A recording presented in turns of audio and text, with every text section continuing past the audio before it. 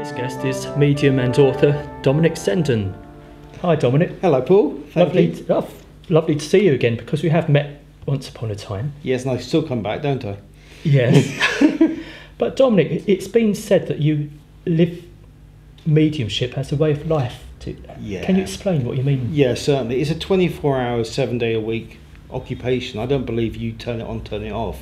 I believe you are what you are, and mediumship is with me in my head all the time. And I wish I could switch it off sometimes. I wish I could just say, there it is, I'll leave it behind and I'll go and do something else. But it's there everywhere I look. So and with mediumship comes spirituality.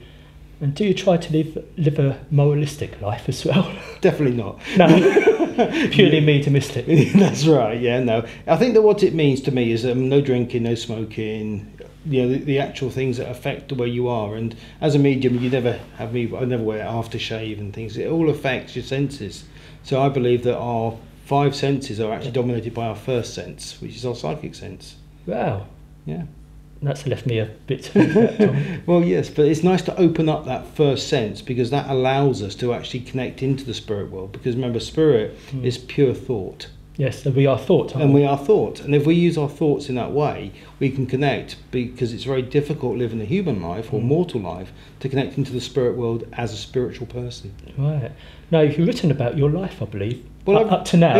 Yes, it hasn't finished quite yet, Paul, I don't think. But no, I've actually written Spirit Motivator, which is my first book, which is there in front of you. It's about, how I started from the age of 4 onwards, with my first experience of what it was like to connect to spirit from my granddad George, all the way through to my time at Sky TV, which is with Your Destiny, which was another part of my life. So it goes all the way through that, from everything I've done within the spirit world.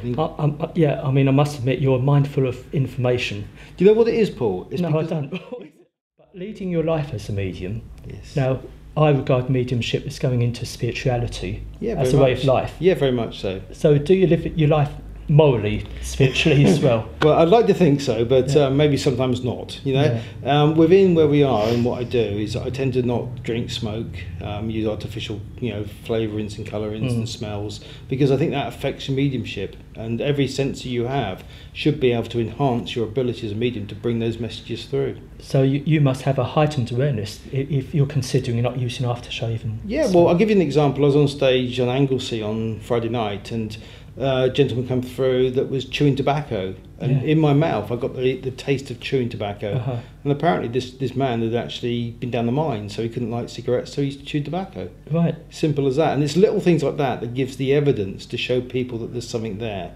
And then they can make their own mind up then, because I would never tell people what they should or shouldn't think, but I just give them the evidence and they can actually come to their own conclusions. Now, you've written a fascinating book. Thank you.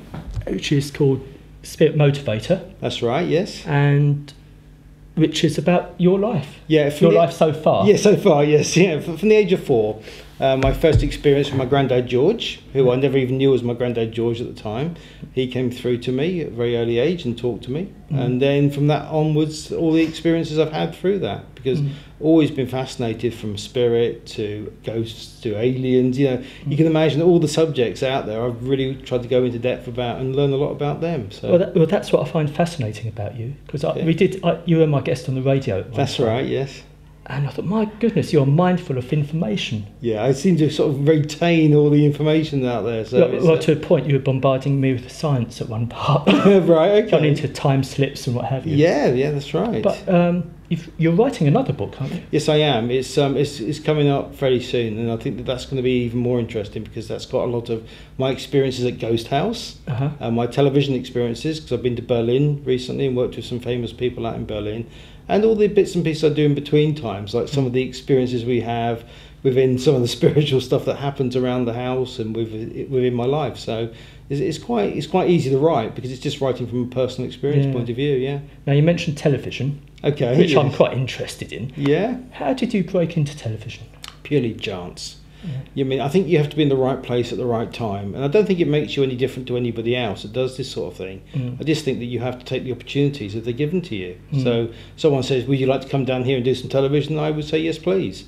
And it's as simple as that. It's just making myself available to people that wanted to do it. So tell me about some of these programs you've been featured in. Okay, right. Well, I've been so many little ones that have been quite fun to do. Started off with Jane. I can't even say it now. Jane Goldman Investigates, and she actually started a program on psychometry, and I did that, and that was an hour-long special on Living TV, and that really got me noticed because people started to understand that I was about and what I did and how I did it. So other programs came rapidly after that, and so I think that what you do is you bring in a little bit of understanding to where you are, and people like who you are, and then they invite you back. Right. So that was all about finding a missing dog. Yeah. So you found it? No, no, not at all. If I'd have found it, I'd have been absolutely world famous by now, I should imagine. But no, it's sometimes that things don't work out the way that you think they're going to work out. But it's part of being a psychic. I could tell you some funny things about finding missing animals, Paul. There's some really funny stories, and in my new book, they're going to be mentioned of certain parrot called Cheech, who we found for its owner. But just as we come to get it, the cat got it. Oh right. So goodbye parrot. It was a polygon, but it was funny to actually have the story there. But the person, the poor owner, I did feel sorry for her because she didn't really deserve to actually see the parrot and then have it taken away almost in the same breath. But tell me about Most Haunted. That's quite a well-known, infamous, if you like, television series. Well, very famous. I was lucky enough to be the resident medium at a place called Ghost House UK, and we used to take tours around, and we used to do 40 at a time and showed the ghosts of the rooms. Big Victorian Edwardian manor house in the middle of Worksop in England, and it was just like that. And they came there, and I just happened to be the resident medium. Oh, so I got involved on that. I sort of joined terms with John Phoenix and all the other people that come into that sort of series, and then they came to Suffolk and asked me to do Summer Leighton.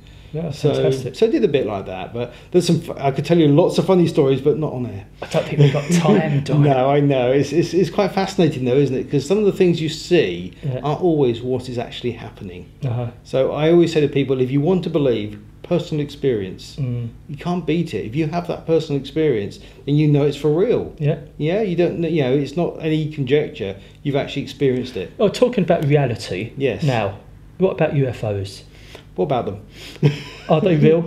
Well, do you know what? It depends on where you look at it from a real perspective, because a lot of the UFOs have been, American planes, spy planes covered up and used that UFO cover story. But there are a lot of situations that they cannot disprove that have actually happened. But haven't you seen some yourself? Yes, absolutely. I've experienced a lot of things in that sort of side of life, and since I was 4, I was experiencing bits and pieces around life on other planets and situations around that. So very aware. My own beliefs are very, very much that they're here, they're around us. There's lots of different aliens that come to this planet, so it's just been personal experience.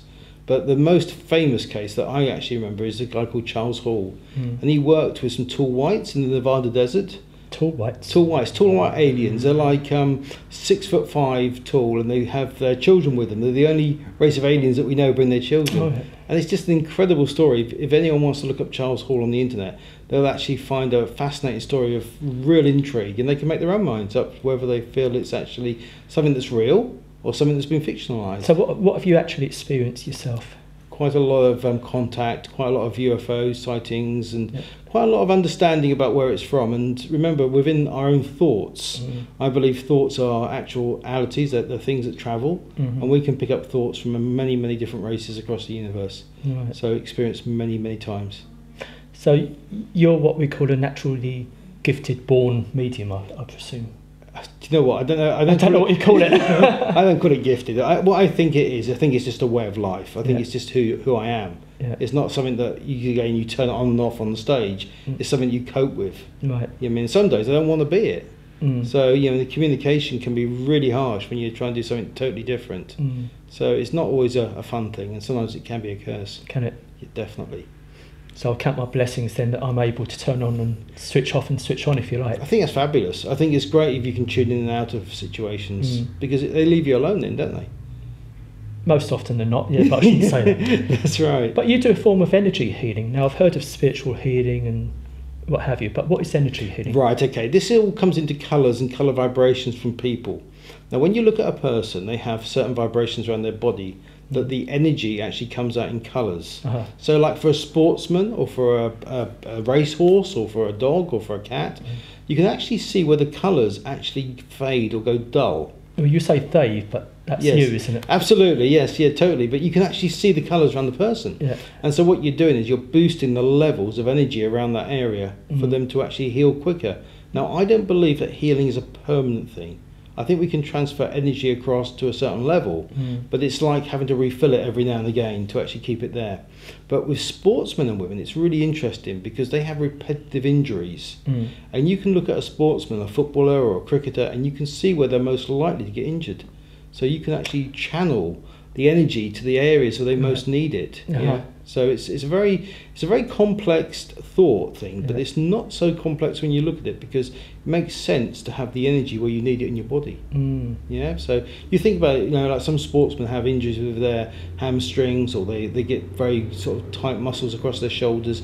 I mean, those sort of things you can pick up from by looking at their auras. And tuning in. And well, we call it tuning in. I don't need to tune in, I just need to look at the person and I can see what the ailments they've got. You can pick up mine in a bit then if I've got a few ailments. How long have we got, Paul? You're not long enough. Far too long to do all your ailments. But your scientific mind, I mean, we've spoken about time slips once. Yes, now, yeah. You have to tell me again what a time slip is, what you mean by time slip. Okay, it's when you actually find yourself in a different part of time. Which you have? Well, I've experienced, certain things of time loss, which is part of the UFO phenomenon, but also I've actually read about people that have actually experienced it firsthand, and actually interviewed people as well that have gone through the same sort of process. And there's some fascinating subjects again on the internet about people that have gone backwards in time and experienced what it's like to be in the 50s and they should be in the 70s, or see things on television that have actually happened not until 4 days later. I mean, it's fascinating subjects. So there is something to it, but it's actually finding how we can actually slip in and out, because there is a definite phenomena there that we do that. But then when you think of time, all time is man-made. Now, have you actually slipped into the spirit world and come back? Constantly. Really? I mean, it's thought. To be spiritual, we have to think spiritually. We can't think as a human. So our thought process is what takes us into spirit. So what we feel and what we think, we manifest. So we can go in and check our Keswick record, or we can work with our council of elders. I like the way you say we can. We can. We can all do it. It's just a case of being able to learn the right pathways to do it. It's like, making sure that you get the right thoughts in your head. And some people can't separate out their thoughts. It's too jumbled up in there. And I always find that thought is the main part of where we have to learn to separate. Now, all these fascinating topics of yours, have you taught yourself? Have you had teachers over the years? No, actually, I tried to be an instigator, not a copier. So I tried to learn all the things that I learned from my guides and from my theories, and look at my belief structures and challenge them. Of course, I've talked to some interesting people, and if they have things that I don't know about, I'll go and find out. But on the whole, a lot of this has come naturally to me over the years because I've been fascinated by the subject since I was very young. Yeah. Well, you're years ahead of me then, Dominic. You've spoken to a lot more people than I have. Well, yes. But listen, thanks for coming along, and you've given me a bit of motivation now. Yeah, you've got to get out there, Paul, and do it and enjoy it. The most important thing is to enjoy doing it. You're never going to enjoy it when you stood there before the show, but afterwards you are. So you've got to have the motivation to stand in front of people first, and people don't realise how much courage that takes. And Coach, to do this little show I'm doing. Oh, this is fun. This is great. This is like two mates having a chat, Paul, so this is really nice. Dominic, thanks ever so much. You're welcome. Thanks for having me. Cheers, pleasure. Okay.